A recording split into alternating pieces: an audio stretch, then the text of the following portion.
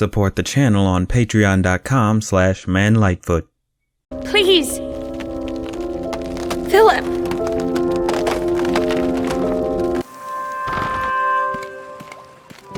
I want to go home.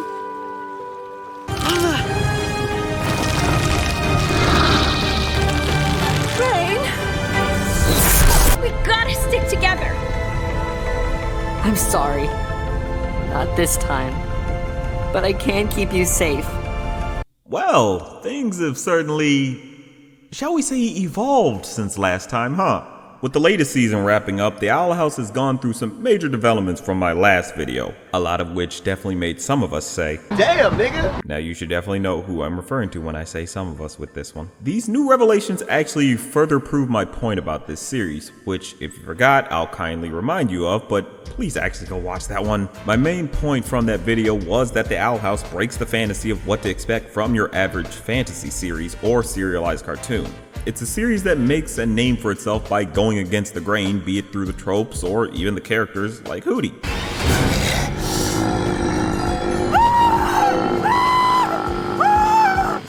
At no point will we ever figure out what he even is or supposed to be. What is he? The show already solidified itself as one of Disney's most unique series along with its contemporary Amphibia. And then they cut it short, so yeah. Idiot! This is why we praise the creators and crews of your favorite cartoons, folks. They deserve far more praise than the companies. Hashtag New Deal for animation.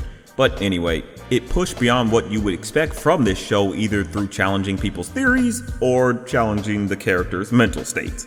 For real, these characters are put through the ringer in the second half of season 2. They are going to need the meanest amount of counseling. I've been traumatized! But with season 2 fully wrapping up and building on the show's trope challenging feats, I think it's only necessary to go over even more about how the series breaks the fantasy. Before we get into things, I should note that I'm only slightly going to touch upon the first half of season 2 for clarification's sake, since I already covered it before. So again, go see my first video on the subject if you really want all the proper context. Enough wasting any more time though, let's kick this pig. The what?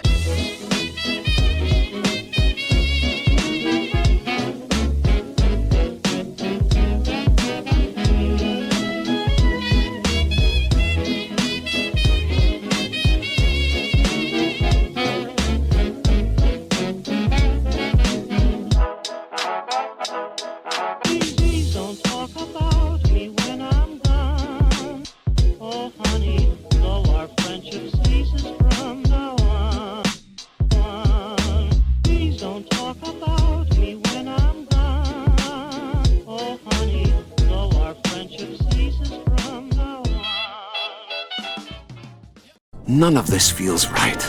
I'll do anything to save humanity from evil. You promised you'd play with me! Magic or not, I think you'll make your predecessors proud. Probably should have gone with a more somber song to introduce this section, but anyway, we're gonna do things a smidge different here since certain events of the series are total spoilers or play a major role in character arcs we're gonna get into later. I talked about Belos before in my last Owl House video and mentioned how I couldn't really go into detail about him because there was so much mystery surrounding him. Well, season 2B completely cracked the case on that one. In this half of the season, we learn of Belos' real name and even his history, with him being confirmed to be Philip Wittebane from the journal Luz guy. We all were able to put 2 and 2 together, but it's an interesting way to have a connection to the villain be someone the main protagonist thought they could trust. Things get pushed further when Luz and Lilith go back in time and learn about Philip and his escapades, in that he's a total jagoff. He's a straight up master manipulator who sacrifices anyone to get what he wants. It was implied in the first half of the season that more happened at this Eclipse Lake expedition, which we learned he let his crew die in order to get himself out of the cave. Way to go, a-hole! This actually makes Belos a pretty interesting villain. We've seen master manipulators, but one that is allowed to go all the way with how terrible he can be is pretty different. He's willing to say whatever to get whatever. He doesn't think about the ramifications it can have on others so long as it benefits him. It plays into how much of a hypocrite he can be when he says that he wants to protect humanity, but he was willing to kill another human. There's also a subtle thing done in the background of the Hollow Mind episode where it's shown that Belos, It's Philip. whatever, went as far as to kill his own brother. It's a case of telling a story within a story by using the images of the background. It's a nice means to give details without stopping the plot because boy did that episode have a lot to reveal. Belos is basically revealed to be Philip to Luz and Hunter and was a witch hunter in the human realm. Which makes perfect sense because he's from the time period that hated witches and has the belief that they're out to hurt humans. Him being connected to the Connecticut witch trials puts it all into perspective of what his real goal is. At first we're made to believe that he wants to get rid of wild magic, but it's just a red herring. What he really wants is to use the Day of Unity to wipe out all witches once and for all, permanently.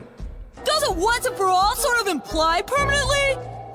Freaking nerds. It's interesting because it's set up perfectly when you look back at the first half of the season. When Luz saw her mom, you see the statues of the two brothers, one of them being Philip, and you realize Luz lives in Connecticut. Basically, do some research and you can connect the dots. But let's face it, the trauma of going to school probably kept most of us from doing that. But regardless, it works to really play against what the audience was thinking. Many thought it would just be a simple stop the bad guy from destroying a magic source, but on look back, the show never truly showed what wild magic is supposed to be. We just know it's magic done without the covens. Belos invented them, so you realize he was full of it the whole time. The coven sigils are also put into perspective with the fact that he just wants to keep the witches nerfed because otherwise he'd get walked like a dog if they weren't. Let's be real, he was pretty much scared of Eda being the most powerful witch on the Boiling Isles. Not to mention how undoubtedly weak he is. Getting picked on by witches, getting decked by Lilith in the past. Speaking of the past, there's time travel in this series.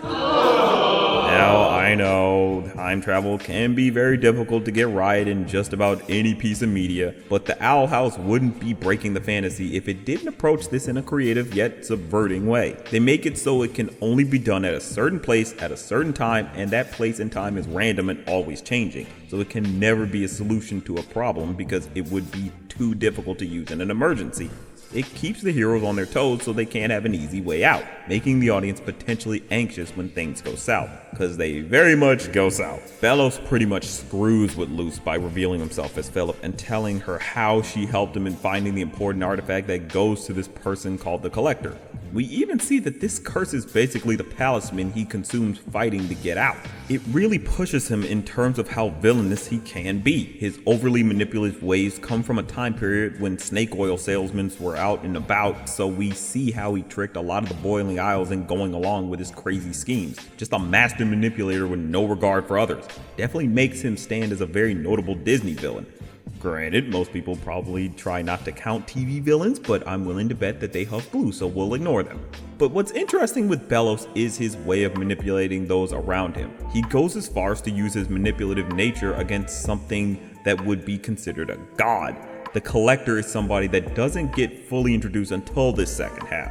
There's some type of entity that got trapped in that in-between space Luz was in by the original Titan for some reason.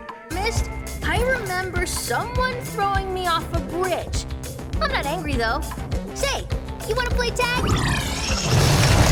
I'm it.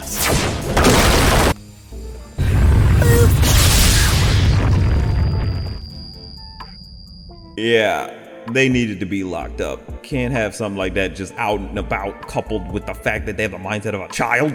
That just equals a whole lot of oh hell no! But what makes them interesting is the fact that they got played to help Belos out with his plan for the Day of Unity, even though they're so much stronger than him. What makes them subversive is how so many people assumed they were going to possess Luz by the end of the season. I don't know how people came to that conclusion, since one, Luz is just a human with no real magic, so they'd gain nothing, and two, actually that's the best and only argument you need. But it's crazy how many theorized as hard as they could, but the series completely played against that expectation. Now, we still don't know much about them, but they definitely leave a strong impression, kind of putting them up there with the likes of, say, Bill Cipher even. Definitely somebody who you want to pay attention to and figure out what's going to happen with them. But Subversion doesn't stop at the main baddies. There was some proper clarity on the character of Alador. I correctly assumed that there were subtle hints in the first half of the season that indicate that he wasn't as bad a parent as we thought. In the Reaching Out episode, we find out that Amity and her siblings aren't too angry towards him. Amity makes it clear that they just want him to spend some time with them and to actually stand up for them when Odalia is bugging. It's subtly hinted that Amity had an affinity towards her father more than her mother, with the fact that she uses his magic instead of hers. We're made even more aware with the fact that she pushes for his attention, making it clear that she does want him as a part of her life, but is still weary of him. Amity even breaks a few tropes by not immediately forgiving Alador for his neglect, keeping him at arm's length because he still has some making up to do, but they actually allow him to make up for his past by having him fight against the Emperor and disobey his wife. I'm gonna spend more time with my kids. Get to know them. Things are gonna change after the Day of Unity. We're led to believe that he always wanted to be a good father, but he was held back by Odalia, who turned out to be a total jackass. She ends up going along with the Day of Unity simply because she's led to believe by Belos that her and the family will become royalty. With the Emperor's favor, we'll live like royalty in the new world. Crowns and everything. Like, come on, dog. It's so obvious Belos is lying, but she just goes along because of her sense of greed, which even a bunch of the Coven heads fell for too. Just a cavalcade of idiots these people are. It's honestly pretty funny when you think about the fact that because of this and the revelations about Belos and the Day of Unity, that her family has completely left her. She is without anybody, all because of her selfishness and greed. And she is just now completely and undoubtedly alone. I feel fantastic, and I never felt as good as how I do right now, except for maybe when I think of how I felt that day, when I felt the way that I do right now. But I digress. Their relationship is pretty different with how it's revealed to be set up. We're basically told that their marriage was a sham and just a business decision. Ain't no love with these two. It could have easily been the case that both are bad or in on the business arrangement and agree with it, but here, Alador is obviously miserable, which explains why he's so tired in the way he's designed. Alador just works as a great subversion from the bad parent trope that we usually get. The gullibilityness we see from Odalia actually extends to the character of Kikimora, which is more extensive. With Kiki, she's desperate to get away from Belos, but very much wants to do better in the ranks. She went along with Luz's plan, but betrayed her the second she hears she might get a promotion, only to find that all she gets is to live, which she would have gotten if she went along with Luz's plan. You stupid. You really gotta slap the dumbass label on these characters, cause jeez. It just shows how it subverts the expectation of these characters, because you would think they're playing 4D chess, but in reality they're just pawns themselves, or thinking they might redeem themselves in the end, but that doesn't seem to be likely. There's another character who actually plays against the expectation by working against Belos. Darius, the leader of the Abomination Coven, turned out to be leading a rebellion with Eberwolf of the Beast Coven.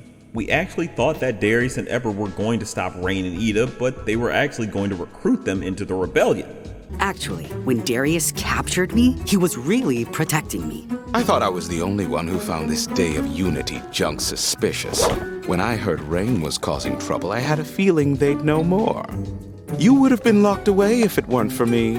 And a little less bruised. This goes even further with how he treats Hunter. At first, we're led to believe that he finds Hunter annoying, but in reality, he just wants Hunter to actually be a kid rather than some lackey for the Emperor. It works to set up how he clearly is not as bad as you would think. There's this great sense of deceit that puts the audience on their toes, wondering who to trust and how the story is going to unfold. But this all culminates to how our main couple is affected by all these different factors as well as their own stories. You already know who I'm talking about. The most beloved power couple in the series. No, you brain damaged people. No, I'm talking about Lumity. Come on now. I'm okay taking things one day at a time. But I can't help if I don't know what's going on. Thank you for listening. I can't wait to pick flowers with you. I just want to know that Luz is safe. No monsters, no mysteries, no deadly duels. It's going to be the most mundane slice of life date ever. And it'll be awesome. Oh, it's a nice thought, right? You would think with everything that happened in the first half, there wouldn't be much to discuss about these two, but you'd be surprisingly wrong on that front. So, you know, shame on you. Shame. Shame. Shame. There's so much given to them, be it individually or as a pair. Now, I blue-balled you Lumity stands long enough, so I'll discuss them as a pair first. Don't act like I don't spoil y'all. Luz and Amity are shown in a way that you don't normally get from animated couples. We're given time to see them develop their relationship past the initial phase of entering one. There's the shyness and the cutesy nicknames, but we're given the turmoil that comes with it. Luz has gone as far as to lie to Amity, or at the very least withhold information. They could so easily fall to the cliche of Amity getting super upset and run off and not listen to Luz, but like I've said before, this show likes to go against the grain, and she does give Luz the time to explain why she lied. And when you told me about the problem with your dad, I don't know. Maybe I was jealous or just needed a distraction. I was dumb. I'm sorry.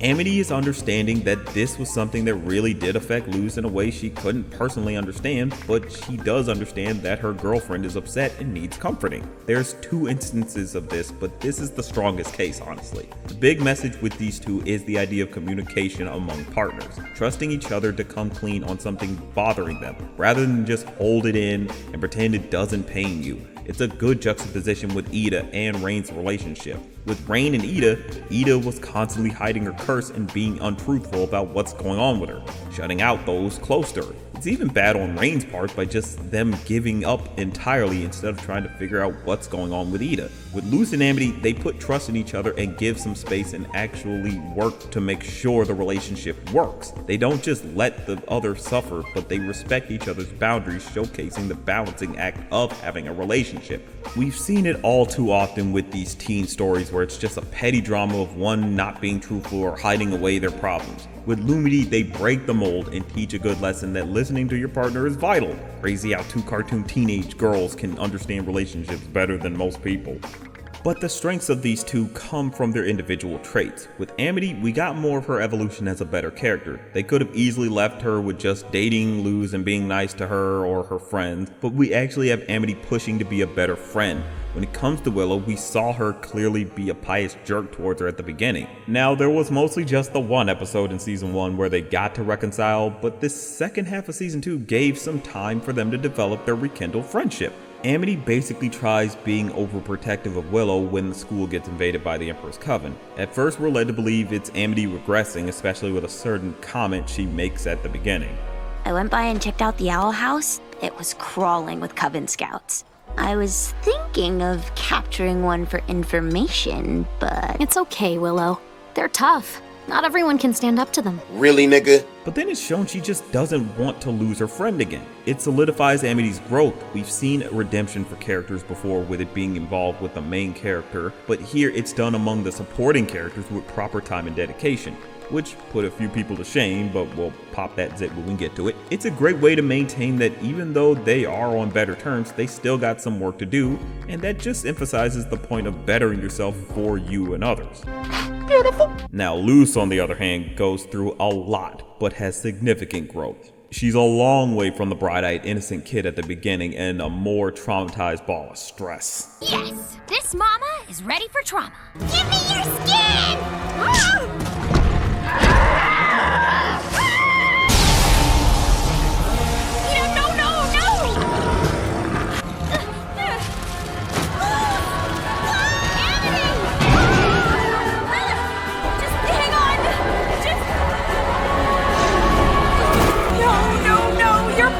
You're just Belos!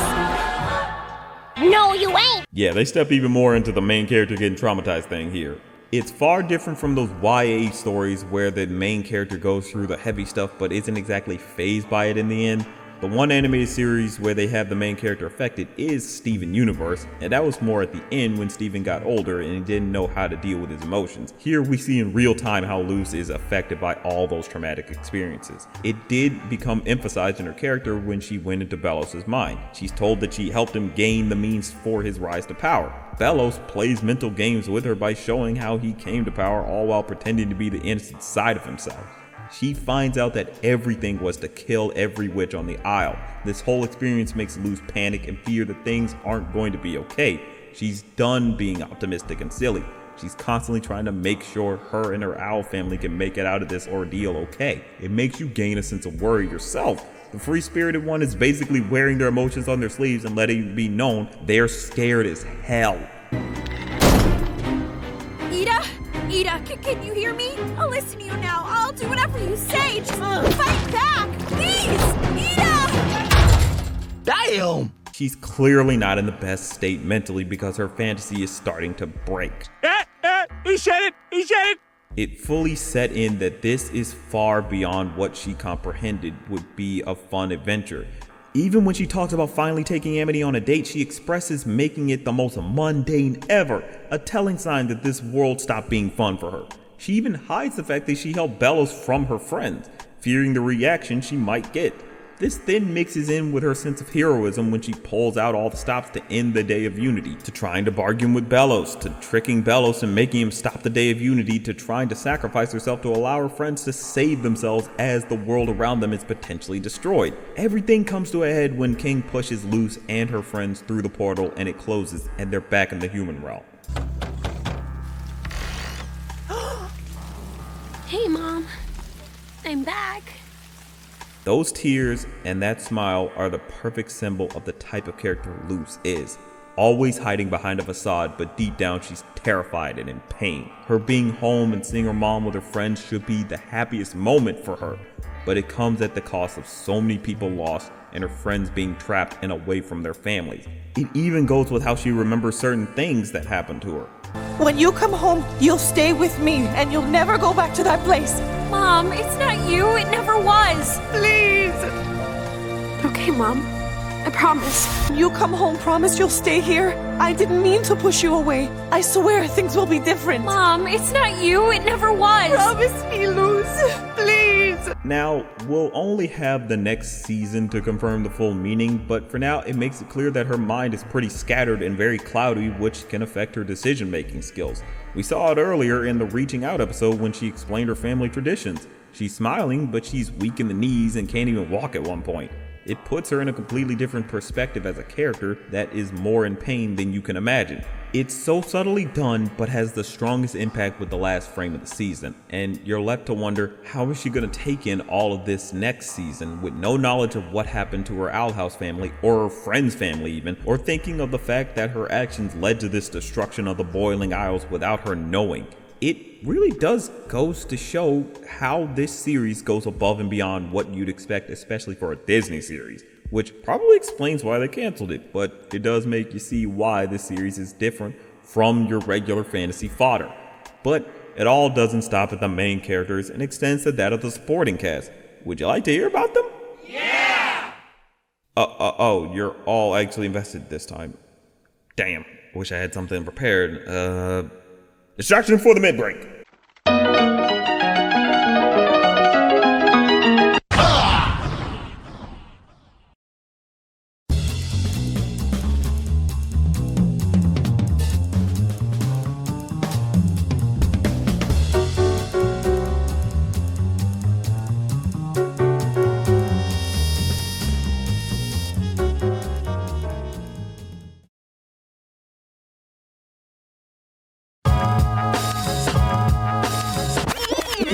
She and King are children. They shouldn't have to deal with this. I can't even trust myself anymore. No, I'm here. I gotta run. We're here because I made a bad call. I want to go home. The Owl House does give a lot of love to its main cast, but there's no lack of love given to the supporting characters. One who I honestly avoided talking about in the last video was Hunter. I mainly didn't mention him because of the fact that he seemed pretty straightforward. Most people guessed that he was gonna go good and join up with Luz's crew, which did happen, but that doesn't mean there's no subversion happening with him. We find out in the second half of the season that he's something called a Grimwalker, and from what it seems, he's a clone of a man named Caleb, who's Belos' brother that he killed. It's pretty heavy a revelation, and they go about it by showcasing his sense of panic when he realizes Belos will be after him. He knows we were in there. I can't go back. Kid, breathe. We've seen characters have pretty exaggerated panic attacks, but here it's done more in an effective and realistic light that many can easily understand and connect with. Throughout the season, Hunter is given small details picking away at him going good, be it Belos not giving him a chance to really prove himself or constantly hiding stuff away from him, or Amity showing him some form of kindness. He even thinks about all the hardships he and a few other recruits had to go through. He had to wake up at 6 a.m., had harsh training that required him to be left at the top of a mountain and scale it downwards. No wonder he's so frantic. I'd be crazy too if that type of stuff was happening to me. You can see why anyone would have doubts about this coven. It's driven home with Willow and Gus accepting him into the group or making him think differently about his upbringing. Be it Willow getting him to question the coven's methods, or Gus getting him to realize that he can trust his own mind and know that Belos is evil. It also plays on the idea of the bad guy getting convinced to go good. Here it's done by the supporting cast more than the main character. Luz gets a few moments with him, but nothing as strong as Gus and Willow or even Amity in terms of his turn. It really puts more emphasis on Gus and Willow in their agency as characters and really makes you think about how important they truly are to this story. Speaking of those two, finally it was put to rest with so many people thinking Willow and Gus were given the shaft. Like seriously people, there was a whole nother half of the season to get through and everyone was just ready to say those two were mistreated or forgotten. Some even going as far as to try to claim or imply racism, which y'all try to wrap your heads around that one. I got 1,000 thoughts and I ain't trying to waste them on that bullshit. Goes to show, just let the story play out. But saltiness aside, Willow and Gus are given something unique in their development. With Willow, she was seen as a nothing type of person or a half a witch, someone people overlooked or thought was worthless, and she went against the grain by possibly being the strongest in her friend group. It goes further with her taking on the leadership role as part of a school sports team. Usually the best friends don't go too far in developing, but here she's gone far enough that if they wanted to, next season they could make her the leader of the group considering what happened at the end. Now, they don't make her perfect, they let there be some lingering doubts about herself, but we see her succeed and save her teammates and show that she shouldn't be underestimated. Same goes for Gus. Now, he seemed like just a simple kid with powers that couldn't go that far, especially since it can't physically do anything since they're illusions, but we get to see the fullest extent of this power with it being something that affects his mind. We see his own insecurities take image and berate him, giving a visual representation of anxiety and to a somewhat gruesome extent hints of schizophrenia. It doesn't shy away from something that many teenagers would go through. And considering our economy, many adults are going through too. But anyway, it's set up pretty early on in the series with him trying his best to keep his leadership position at his human club. He falls for easy setups, be it from Bartholomew or Mia in the Looking Glass ruins. He's gullible and it eats at him until he makes a giant illusion that engulfs the whole school. But his connection with his friends are what help ground him and pull him out of his own mind. Cosmic. It even showcases that he still is a pretty strong illusionist, that they shouldn't be underdogs. Like, we saw how crazy he could get in the first half of season 2 with some of the very gruesome imagery that he put out. It can't actually hurt me. It can't even touch me.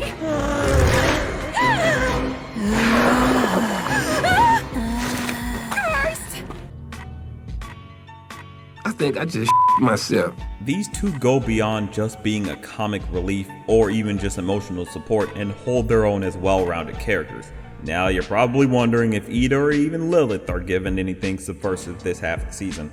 Well, there are a few things to note. Lilith did start out pretty rough with everything from being in the Emperor's Coven and all, but then redeeming herself by helping out the Owl Group. They took things a step further by having her play more into a familial role for Luz. Her and Luz are given their own adventure and she plays up her silliness and adopts the moniker of the cool Aunt Lilith. A bad girl historian like myself is all about taking risks, so let's boogie down to History Town. I am so in love with her right now. It's a definite far cry from her more noble, no-nonsense attitude she once had. But the opposite ends up happening with Eda. She starts to take in the weight of the situation her and her found family are in. She recognizes that things are looking grim and she doesn't really have a means to protect everyone. She doesn't even have a plan. We see this start to weigh on her with her having breakdowns or swallowing her pride and accepting help to make sure King and Luz are safe when her home is raided and Belos' goons are barreling down on her. We saw this clearly brewing in her mind when she thought Rain was now under Belos' control.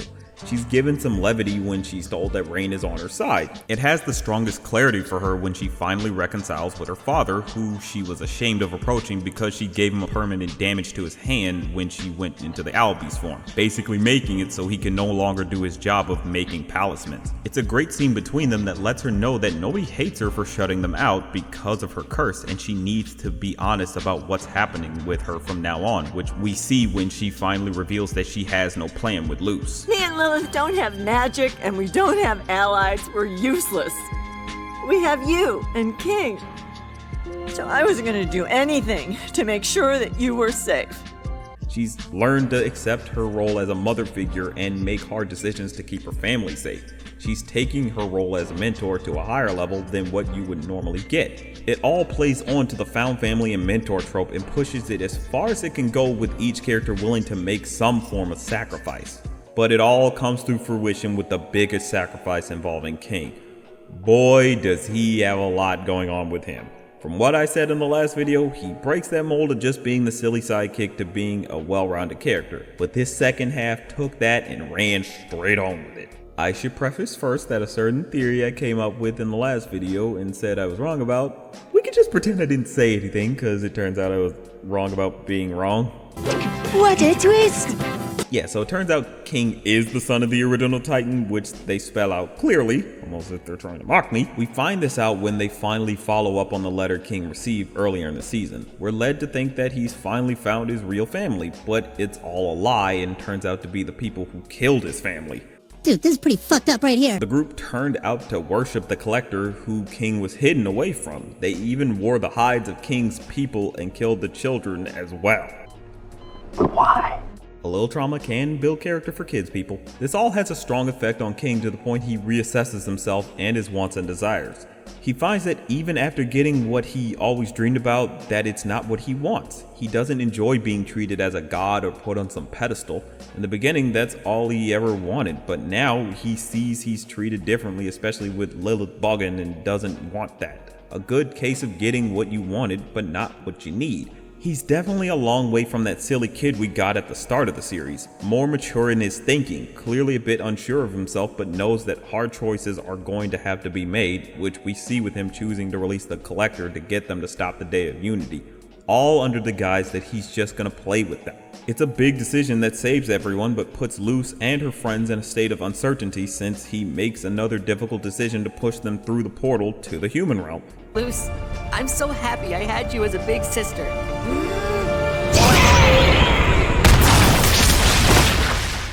No! King! It's amazing how King can go from just being seen as the sort of mascot for the series to being this quintessential character willing to do what it takes to keep his family safe. Everything from this season played against expectations. So many fans did as much speculating as possible, but a small few were able to guess how things would turn out. That's honestly what helps elevate this series and a few of its contemporaries above the fray. It looks at past stories and tries to either improve upon them or try a different route that past creators weren't thinking about, creating a new experience that gathers fans of those old stories, or even new ones. It's no real wonder how the series was able to become so popular in just a short amount of time. It even went as far as to trend over the latest season of Stranger Things for a brief period. That's just power at that point. Now, some might argue that it's only popular because of the shipping. It's okay to be wrong, just don't be loud and wrong. People did come in for the shipping, but the lore, the drama, the world, the characters, that's what makes people stay. It's what makes people cosplay as these characters or theorize what's going to happen next. The subversion is the biggest draw for some who like having their expectations challenged. There's still one, sadly shortened, season after this that's gonna add all the context that will be possible with the 3 40-minute specials they have in store. But I'm sure they won't disappoint. It's not just your basic fantasy series that you don't need to think about. It's a once-in-a-while show that stays in your mind even when it's gone. But that's just my thoughts on the matter. What did you all think about this season? Did it meet your expectations or completely throw you off? Let me know in the comments, and always remember, it's just a thought.